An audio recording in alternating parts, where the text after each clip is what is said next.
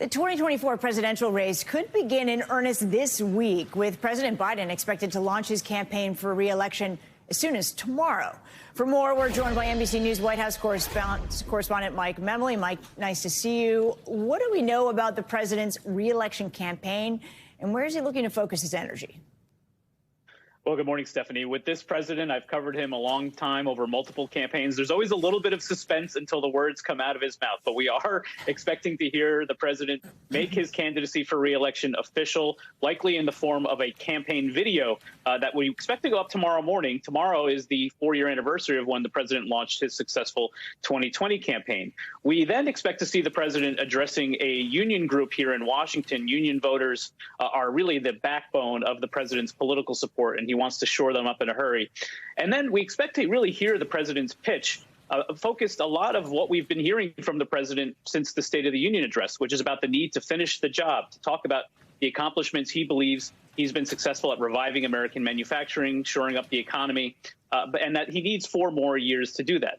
Now, just because he announces his candidacy does not necessarily mean we're going to see him travel the country on a campaign barnstorming tour. You're going to see this president do what presidents typically do when they seek re-election, have that rose garden strategy, rely on all the trappings of the office for most of this year, and then wait until his Republican opponent is clear. Obviously, we expect that might be former President Donald Trump in a rematch, but that's when the campaigning will really gear up next year.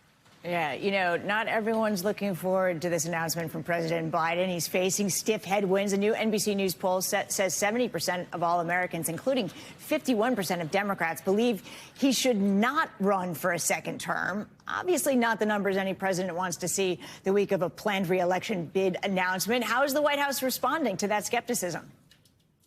Yeah, there are so many numbers to look at in this new poll, but really the magic number in this campaign is 80. That's the president's age. He'll be 82 if he is reelected and sworn in for a second term. Obviously, the oldest president in American history. This obviously comes up a lot in my conversations with Biden advisors, and they don't deny that age is going to be an issue. But here's how they respond to it. They talk about 2 things. One is that he brings experience and wisdom to the office. They argue that no other president without his experience would have been able to do the things he's been able to do legislatively with all his accomplishments, but also leading the world in a coalition against Vladimir Putin in support of Ukraine.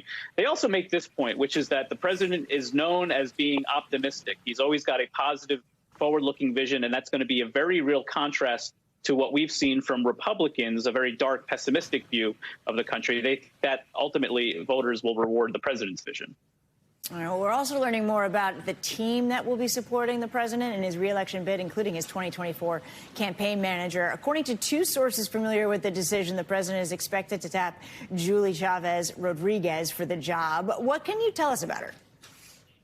Yeah, she's a veteran of the Biden team for the last 4 years. She served as deputy campaign manager in his 2020 campaign. She's been a senior advisor in the White House as the head of government affairs within the administration. She also served on Kamala Harris's ill-fated 2020 campaign, so she brings experience in both camps. Notably, she's also the granddaughter of the labor leader Cesar Chavez.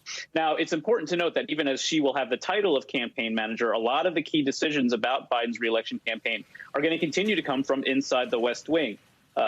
Jen O'Malley Dillon, who was Biden's 2020 campaign manager, continuing to call a lot of the shots inside the building, along with Anita Dunn, a senior advisor. And so we're going to continue to see new names pop up as the campaign takes shape, but this will be a dual effort both inside and outside the West Wing. It's going to be interesting, Mike. Mike Memoli, thank you so much.